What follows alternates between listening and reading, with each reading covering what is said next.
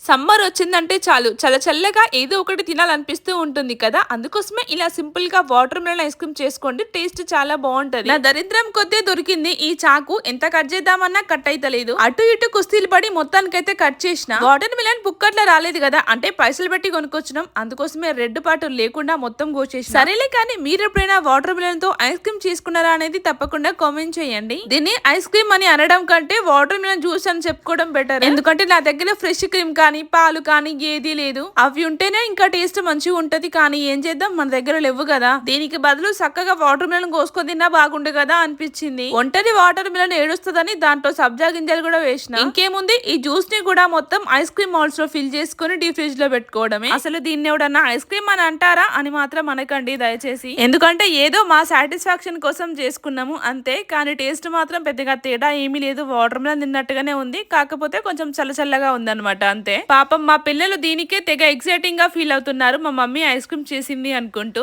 కనీసం 10 రూపాయల vanilla ice cream తీసుకొచ్చేసినా మంచిగా ఉండేదేమో. ఏమోలే, మొత్తానికైతే సాటిస్ఫాక్షన్ అయ్యాము. ఇదన్నమాట మినీ వ్లాగ్. నచ్చితే ఒక్క లైక్ ఇవ్వండి. ఉంటాను. Bye friends.